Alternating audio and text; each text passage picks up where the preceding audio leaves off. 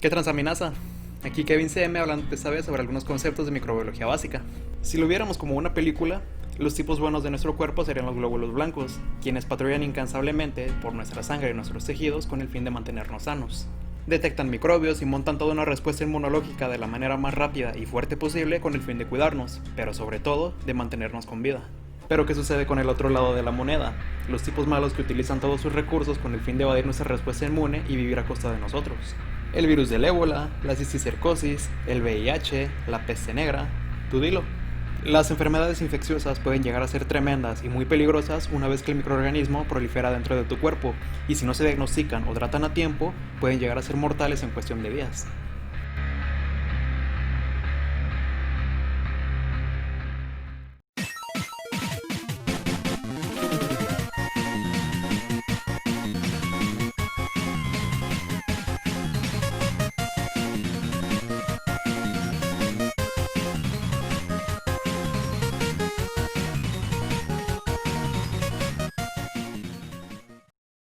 En la actualidad, se sabe que existen miles de tipos de microorganismos que viven a nuestro alrededor, en la superficie de las cosas, en el agua y los alimentos, e incluso dentro de nuestro cuerpo y sobre nuestra piel.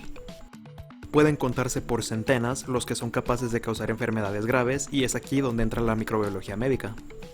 Esta es una rama de la medicina que se encarga del estudio de 4 grandes grupos de microorganismos: bacterias, virus, parásitos y hongos. Las enfermedades que causan en el humano, el método más adecuado para diagnosticar la especie exacta y el tratamiento más eficiente contra el microorganismo en particular.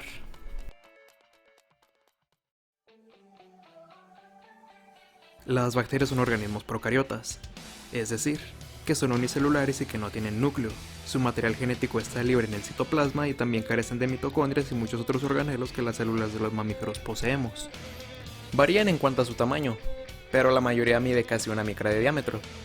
Solo para que te des una idea, el diámetro de nuestros eritrocitos es de 7 micras. Podemos clasificarlas según algunas de sus características. Si se disponen en bastones, como la Escherichia coli, se les llama bacilos. Si tienen forma de esfera, se les llama cocos. Algunas bacterias se disponen en forma de espiral, como el Treponema pallidum, causante de la sífilis, y son llamadas espiroquetas. Los cocos que se juntan a manera de racimo de uvas se les llama estafilococos. Cuando se juntan en forma de cadena se les llama streptococos. Y cuando se juntan en duplas se les conoce como diplococos. Si estudias alguna rama de la salud, seguramente estás familiarizado con la tinción de Gram. En caso de que no, permíteme que te lo explique. El poderosísimo Christian Gram fue quien la inventó en 1884. Y en la actualidad todavía nos sirve para clasificar a las bacterias en 2 grandes grupos: gram positivas, cuando la pared de las bacterias es muy gruesa y absorben un colorante que les da un toque violáceo y azulado, y gram negativas, cuando su pared no es tan gruesa y se tiñen de un color rojo. Y de esta manera, cuando en el microscopio los médicos vemos diplococos gram negativos, podemos sospechar fuertemente de Neisseria gonorrhoeae, causante de... lo adivinaste, gonorrea. Si vas a la escuela, al trabajo, a hacer tus compras o a comer tacos que todavía te ladran y regresas con una enfermedad infecciosa, son gérmenes adquiridos en la comunidad. No es la primera vez que te sucede ni será la última. Pero si estás hospitalizado, por ejemplo intubado, y te enfermas por una bacteria, se les llama infecciones nosocomiales. Estas son un poco más serias, ya que son bacterias que viven en el hospital. ¿Te imaginas lo resistentes que son a los antibióticos? ¿O lo raras y peligrosas que pueden llegar a ser? Otra manera que hay de clasificarlas es cuando son siempre patógenas u oportunistas. En más de una ocasión seguramente has escuchado el término flora intestinal.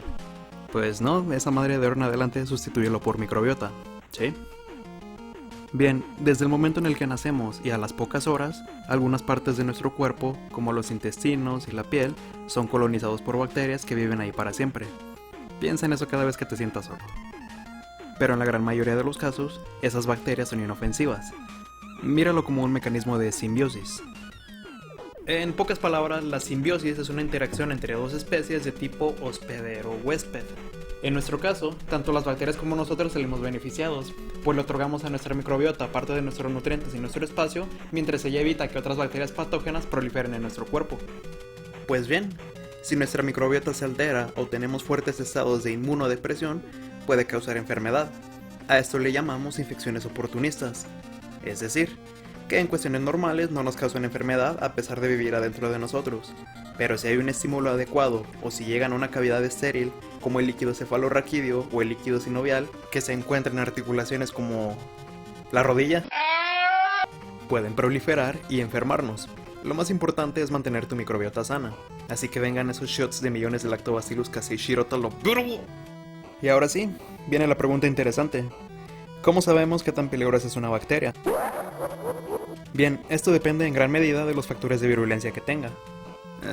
No, los factores de virulencia no tienen que ver con los virus, sino que hacen referencia a qué tantas herramientas tiene un microorganismo para hacer daño.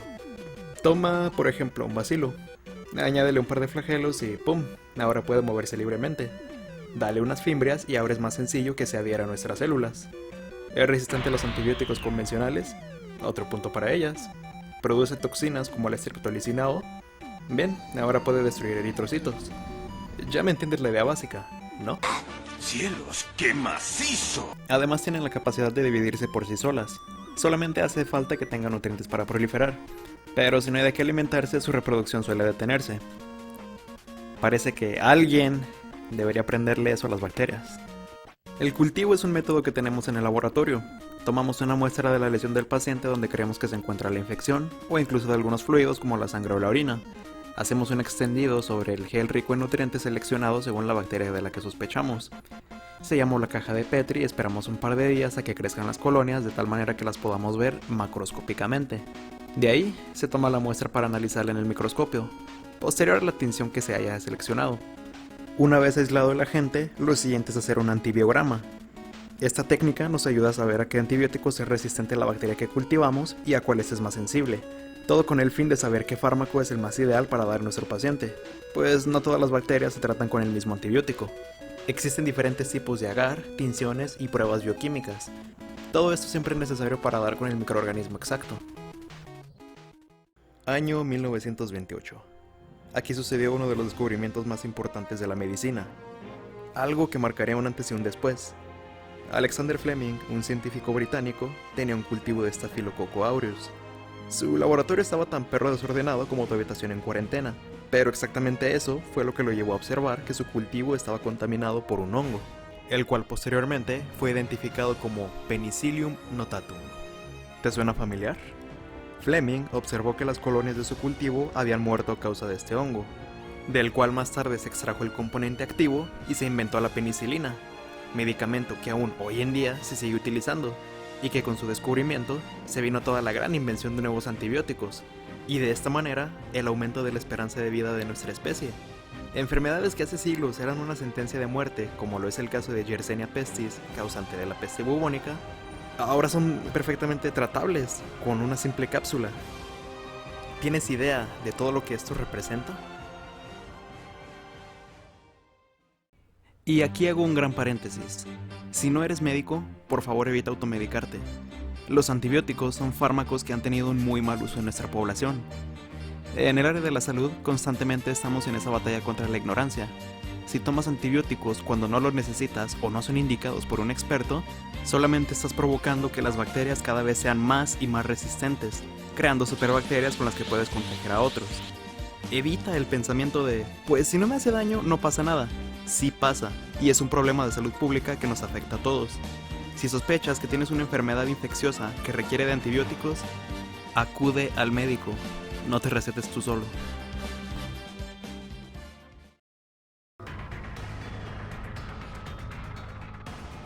Lo primero que tienes que saber acerca de los virus es que son la forma de vida más pequeña que se conoce, pero no son considerados organismos vivos. Esto debido a que carecen de diferentes orgánulos que las células eucariotas y procariotas sí tienen.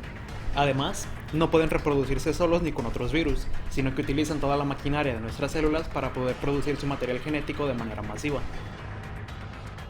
Es por esta razón que todos los virus son considerados intracelulares obligados. Los virus son un montón de material genético rodeado de problemas, e incluso hoy en día seguimos viviendo el problema causado por uno. Su estructura es más simple a comparación de las bacterias. Estos contienen en su interior material genético, ya sea ADN o ARN. Y están protegidos por una capa de proteínas llamada cápside. Algunos tienen una bicapa hecha de lípidos que les da más estructura. Si la poseen, se les llama virus envueltos. Si solo tienen la cápside de proteínas, se les llama virus desnudos o no envueltos. Y una vez que entran a tu cuerpo por medio de tu boca,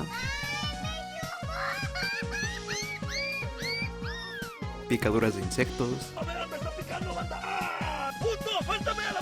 partículas de flush,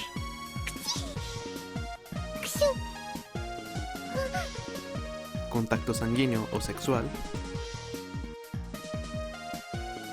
buscan las células diana que infectan y activan sus receptores para poder entrar en ellas, así como las llaves de una casa. Verás, en nuestras células, la molécula de ADN que se encuentra en el núcleo contiene los planos para construir todo lo que somos. Pero es el ARN quien toma esos planos y sale con segmentos de ADN para poder codificarlos en cosas físicas, como las proteínas que necesitamos día a día. Una vez que los virus entran a nuestras células, liberan su material genético y utilizan nuestros ribosomas para su propio beneficio, replicando y traduciendo su propio material genético para producir más y más copias del virus y por ende causar enfermedad. No, pues es la fábrica de muñecos porque chequen a mis chamacos. Algunos son más simples que otros, como el rinovirus, que difícilmente va a pasar de una gripe estacional, pero otros causan infecciones más graves, como el VIH o el virus de la rabia. Hay algunos que incluso son la causa de enfermedades cancerosas, como el virus de Epstein-Barr lo es en los linfomas o el virus del papiloma humano en el cáncer de cervix. Sea cual sea el virus que te esté infectando, cuando la célula anfitriona detecta que algo no está bien, captura algunos antígenos del virus y los expresa en su superficie para que las células de la inmunidad lo detecten y destruyan a las células infectadas. Esto es un mecanismo de inmunidad adaptativa, mediada por linfocitos T y B principalmente. Aunque es muy eficaz, tarda bastante tiempo en montar una respuesta inmunológica a partir de los antígenos que capturó. Para detectar la presencia de virus en tu cuerpo, muchas veces recurrimos a la serología, es decir, tratar de detectar los antígenos que el virus libera en tu cuerpo y tratar de detectar si ya se produjeron los anticuerpos dirigidos contra ese virus en específico. Entonces, para poder estudiar a los virus, nos centramos en diferentes características: qué tipo de material genético tiene, ¿es un virus envuelto o desnudo?, a qué órganos de nuestro cuerpo va dirigido, cómo se transmite y qué síntomas provoca. Muchas veces solo tenemos la opción de tratar los síntomas, en los casos de los virus que causan gripes o diarreas, y de hecho en muchos casos son más comunes que las bacterias. Esta es otra fuerte razón por la que no debemos dar antibióticos en enfermedades virales. No tienen efecto, ni te vas a curar. Lo único que provocas es barrer con tu microbiota y crear superbacterias. Bueno, tú estás pendejo, ¿ok, hijo? Insisto, no te automediques. Lili, ¿cómo va a ser una broma esto? ¿Cómo va a ser una broma esto? Para algunos virus existen fármacos muy sofisticados, que la mayoría de las veces solo son prescritos por infectólogos.